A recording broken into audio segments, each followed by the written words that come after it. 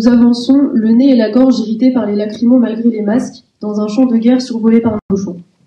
Le cortège jaune a ouvert une brèche. Nous convergeons. Entre la fumée, la poussière, le bruit et la foule, nous ne savons plus où nous sommes, ce qu'il se passe autour de nous. Pour mieux voir, nous montons sur une piste surélevée, et me voilà au sol, le visage plein de sang. La grenade explose au niveau de mes pieds, quelques secondes plus tard. Le 25 mars dernier, comme beaucoup trop d'autres personnes, j'ai été gravement blessée par la main de l'État. Je suis restée finalement que très peu de temps sur place. Ensuite, je me souviens d'avoir eu froid, d'avoir senti en touchant l'intérieur de ma bouche avec ma langue que plus rien n'y était en ordre, d'avoir été transportée par mes amis et d'avoir attendu. Je me souviens de cette personne qui me rappelait simplement d'ouvrir les yeux pour ne pas partir, avec une douceur incroyable qui m'aurait fait sourire si j'en avais été capable. Je ne saisissais plus grand-chose à ce moment-là, et je ne saurais dire si c'était un médic ou un pompier, mais ce petit lien est resté gravé.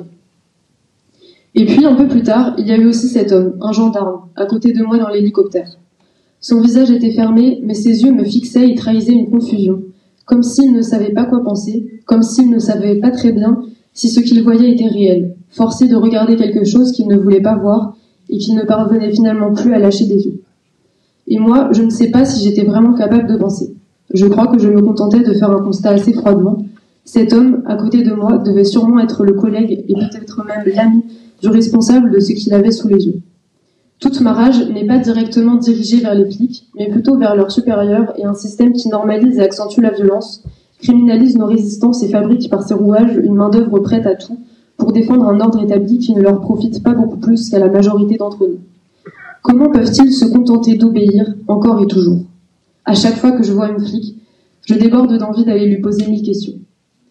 Plus tard, dans la salle où j'attendais, une machine faisait des bips irréguliers et cela m'a rendue folle, comme si toute l'angoisse et la douleur du moment s'exprimaient par ces bips. Je n'avais aucune idée de ce à quoi je ressemblais. Je cherchais mes dents avec la langue, je ne sentais plus rien. J'avais surtout le goût du sang. J'avais l'image des gueules cassées vues dans les manuels d'histoire et dans certains films.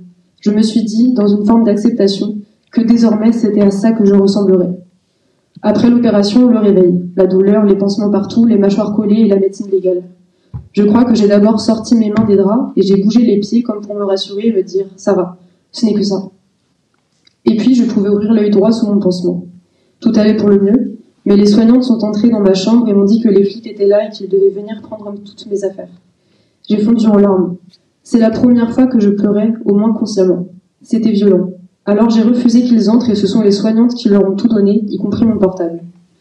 Aujourd'hui, je me dis que j'aurais dû les laisser rentrer, pour qu'ils me voient tel que j'étais, abîmée au nom du maintien de l'ordre, pour qu'ils voient ce que leurs collègues avaient fait. La réalité, sous leurs yeux, incontournable et palpable. Malgré toute la violence que j'ai subie, tout cela me donne encore de la force. C'est là-bas qu'il fallait être, et j'espère que je serai encore là où il faudra, quand il faudra. Face au mur, y a-t-il d'autres choix ?